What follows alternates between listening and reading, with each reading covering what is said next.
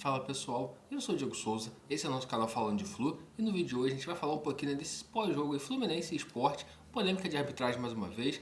Fluminense importante que vencer, né? Somos 3 pontos, colunos, líderes do campeonato, mas antes de a gente falar sobre isso eu queria pedir sua ajuda. Se você não é inscrito no Falando de Flu ainda, se inscreve, dessa moral pra gente. Está tentando chegar aos 12 mil inscritos, sua inscrição aqui é muito importante. Deixa o like nesse vídeo, quando você deixa o like o YouTube entende que esse conteúdo é relevante, entrega cada vez mais para tricolores, então deixa o like aqui também.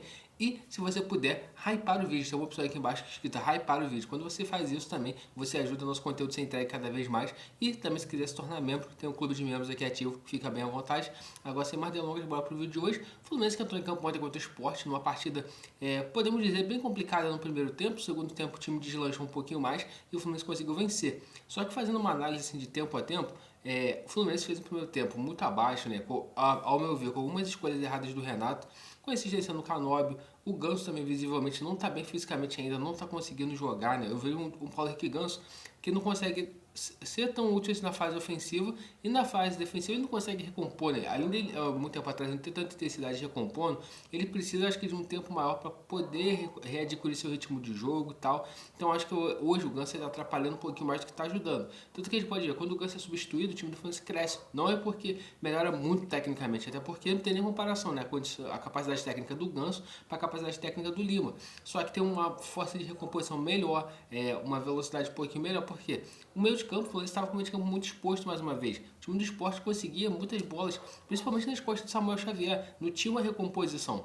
E também eu acho que essa questão, né, da gente ter tomado aquele gol daquela forma que foi, faz muita falta de um camisa 5 mesmo. Por quê? Existe um cara igual o Facundo Bernal, a tendência é o Facundo Bernal conseguir cobrir essas subidas dos laterais, porque o cara guarda mais a posição. Quando joga Martinelli e Hércules junto, eu vejo que um acaba tirando espaço do outro e não tem a mesma eficácia. Então, ao meu ver, é isso.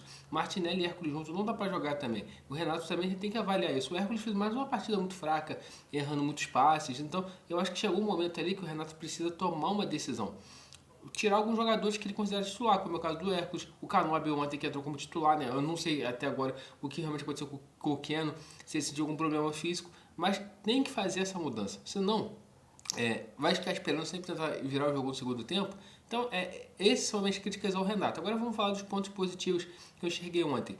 Quando ele mexe no time, que ele bota o Kevin Serna, gente, é o nosso bagre favorito. Por quê?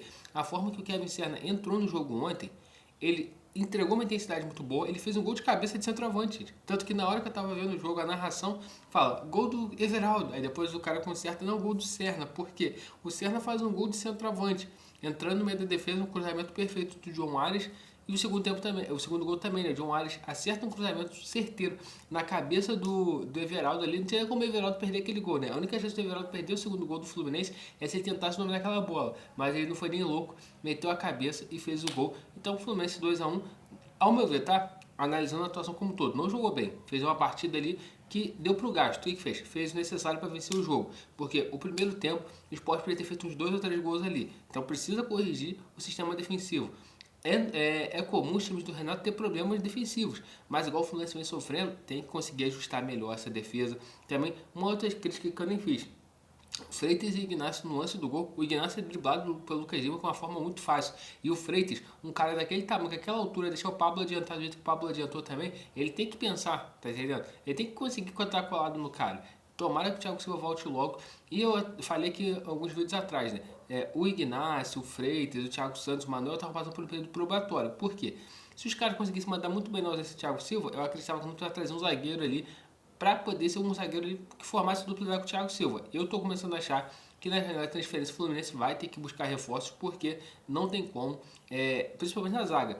O Ignacio Freitas, o Thiago Santos não jogou porque fez aquela besteira lá contra o Espanhol, mas são caras que fazem uma partida muito boa e outra partida eles acabam entregando lances que não tem como você entregar. Então isso também é uma questão que tem que ser avaliada, né? Eu vou gravar um outro vídeo ainda hoje falando sobre reforços no Fluminense, que o Mário Bittencourt falou ontem, mas esse vídeo vai ser mais tarde um pouquinho, mas também tem que ter um olhar para essa zaga do Fluminense, porque ao meu ver tá deixando um pouco a desejar e tomara que... Vamos ver, né? Eles ainda tem mais umas 3 partidas aí para tentar mostrar serviço, mas eu estou um pouco inseguro com essa questão defensiva do Fluminense. Lembrando também hoje, tá, galera? Hoje vai ter nosso pós-jogo ainda. Ontem eu não consegui fazer o pós-jogo. Hoje teremos nosso pós-jogo. Então você fica ligadinho aí para você poder acompanhar o pós-jogo juntamente conosco. E para estar finalizando esse vídeo, questão da arbitragem. São 3 jogos seguidos que o John Arias sofre pênalti, a arbitragem não marca. Nesse jogo até de ontem foi diferente, o árbitro marcou, o VAR chamou para revisar e o árbitro voltou atrás. O que eu analiso disso, cara? Em 2 desses lances fica muito evidente a camisa do Arias chega a esticar. O puxão é claro, tá? Do jogo contra o Vitória e nesse jogo de ontem contra o Sport. No jogo contra o Botafogo, ao meu ver, tem a carga nas costas do Arias.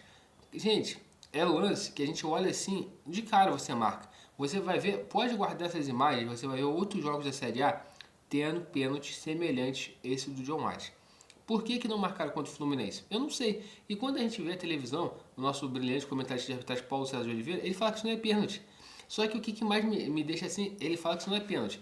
Galera, quem viu o pênalti que foi marcado semana passada pro Flamengo, no jogo Flamengo e Corinthians, isso aqui não é choro não, gente. Você viu o pênalti que eles marcam em cima da Arrascaeta e ele vai na televisão falar que aquilo é pênalti, que aquele contato ali foi suficiente para derrubar o Arrascaeta. E ele fala que um puxão, um jogador em velocidade, não é suficiente para marcar pênalti no Arias. São 3 pênaltis seguidos que o Arias sofre.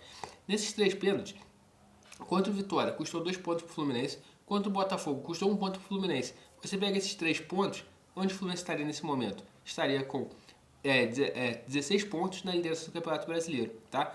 Depois o Botafogo fez o gol, sim, mas tem aquele pênalti no John Arias ali, dificilmente teria o Botafogo conseguiria fazer o gol. Não estou aqui falando que o Fluminense jogou melhor, mereceu vencer o Botafogo, não, pelo contrário, o Botafogo mereceu a vitória, só que o Fluminense foi prejudicado pela arbitragem.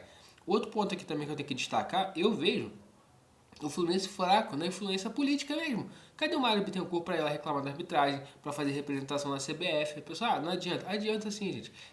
Existem os bastidores políticos da CBF. E não estou falando que na próxima rodada não vai ser marcado pela Fluminense. Não, é só tipo assim, você mostrar, gente, ó, isso aqui está sendo um absurdo, gente. Ou também esse comitê aí que o Paulo César fala toda vez que ele vai justificar, os caras vêm a público e falam, ó, gente, a partir de hoje, puxão, esticou a camisa, não é mais pênalti. Tem que ter algo claro, porque senão o que acontece? Eles vão fazendo essas bobagens igual. O Bruno Henrique de Oliveira fez uma bobagem contra o Fortaleza, tomou um gancho, voltou no jogo contra o Fluminense, fez aquela bobagem ali, não marcou pênalti no Arias. Aquele Matheus Candenzan, o cara não marca pênalti no jogo de Fluminense e Vitória, e depois ele não vai ir de um gol claro pro Fortaleza. Será que até quando a gente vai ficar vendo essa arbitragem vergonhosa no futebol brasileiro? Isso aí interfere demais no campeonato. Claro, todo mundo vai perder ponto, tudo mais, mas gente, já passou da hora da arbitragem no Brasil ser melhor. Senão toda rodada aqui, a gente vai ter que vir aqui, a gente falar, o Arias foi brilhante, acaba tendo um pouco o brilho do jogador, porque o Arias, mesmo sofrendo pênalti, ele foi nosso melhor jogador em campo. Ele meteu 2 assistências, ele jogou muito no segundo tempo. O fator de um Arias pro Fluminense hoje, cara, é algo absurdo. Tá entendendo? Então eu acho que esse é um ponto que a gente tem que trazer aqui também sobre a arbitragem. Infelizmente tem que falar. São 3 jogos seguidos sendo prejudicados pela arbitragem.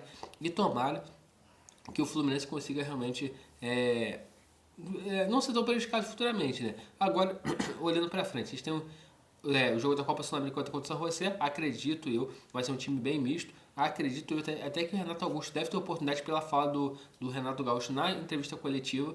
E no próximo domingo temos o Atlético Mineiro no Mineirão, né? Ou na Arena MRV. Esse jogo ainda não está definido o local certo, mas fizemos a nossa parte. Vencemos mesmo com os trancos e barrancos e continuamos ali colado no G4 do Brasileiro. Estamos no G4, né? Passamos o Cruzeiro e podemos ficar no G4 nessa rodada ainda. E espero que minha previsão se concretize, né? Que a gente possa fazer 7 pontos desses 12 disputados aí. Acho que seria um bom número aí para o Fluminense. Então, pessoal, esse é o vídeo hoje. Se você gostou, deixa seu like, se inscreve aqui no canal Falando de Flu, compartilha esse vídeo com mais algum amigo seu tricolor, dá essa moral pra gente aí. E se você puder hypar o vídeo aqui, você ajuda muito. E lembrando, daqui a pouquinho tem o nosso pós-jogo Fluminense Sport. Conto com você aí pra gente poder estar trocando uma ideia e falando tudo o que aconteceu nesse confronto. Saudações tricolores e até a próxima.